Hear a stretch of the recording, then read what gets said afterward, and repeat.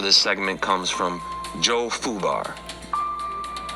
So, I see there is a lot of Christians in here. My question is, in what God do you believe? Is it Christian, almighty, all-loving, all-powerful God that has divine plan from beginning of time, but sometimes helps some idiot human that interrupts his plan by giving him positive feedback to his prayers? For example, when football player scores, and then the other time, he doesn't answer his prayer. Kid dies from cancer or lives in total agony. Then Christians say, it's God's will. Well, why do you pray if it's God's will? Doesn't make any sense. I was ultra-Christian when I was a kid. My grandma made me say prayers on my knees every night until she died. Fortunately for me, she died young at 52 when I was 11 years old. Or do you believe in deistic God, or God of Spinoza that doesn't give a shit?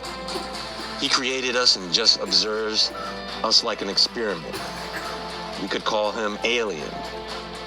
I know you have many questions to read, but please respond before I die.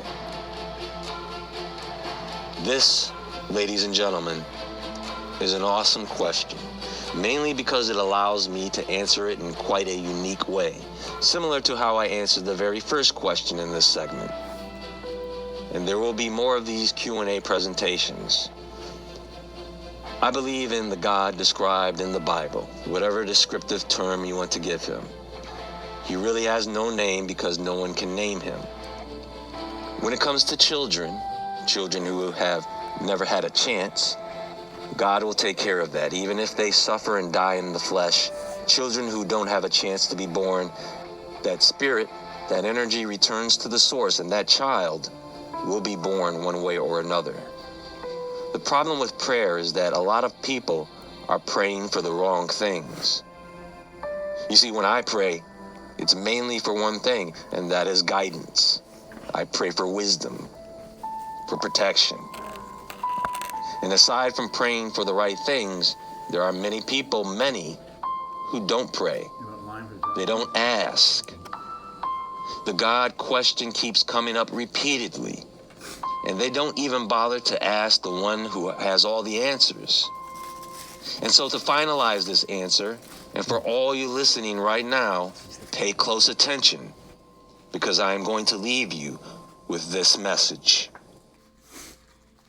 Hear this, an almighty, all-knowing, all-powerful God is sitting in heaven waiting to hear from you. David says that he has his hand cupped behind his ear, listening for his children to ask him for great and mighty things that we know not. He's listening for us to pull down the strongholds of addictions that enslave our families, to pull down the strongholds of abortion and pornography, to pull down the demonic forces that are destroying the government of the United States. So what does he hear from our lips? Oh God, watch over the parakeet and water the grass.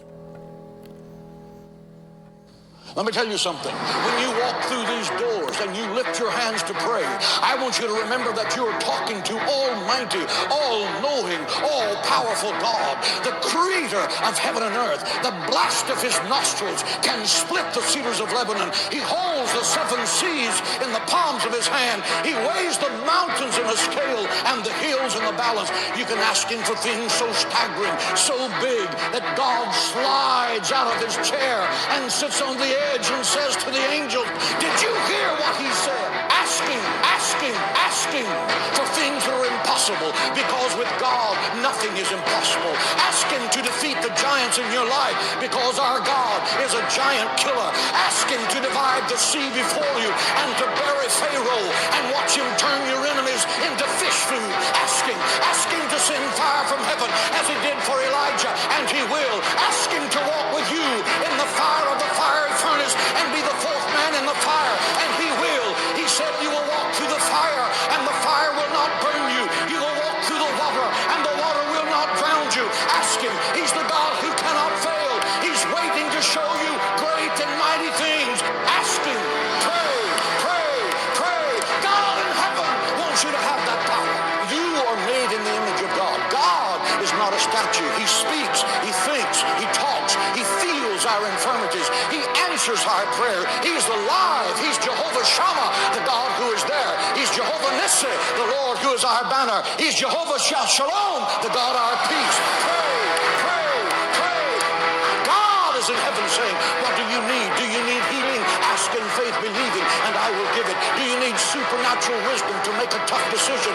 Ask of me, and I will lead you in paths of righteousness for your name's sake. Do you need peace that surpasses understanding? Ask, ask, ask, for nothing is impossible to those that believe. No good thing will he withhold from those that diligently seek him. Do you need the impossible? Then open your mouth. Open your mouth in faith, believing. You're not talking to the President of the United States. You're not talking to Bill Gates. Both of them together can't control their next breath. You're talking to the Creator of heaven and earth. He owns the cattle on 1,000 hills. He uses gold for asphalt on the streets of heaven. He moves mountains. He divides seas. He'll give you wells you didn't dig, vineyards you didn't plant, houses you didn't build. He will make you the head and not the tail, because nothing is impossible to you.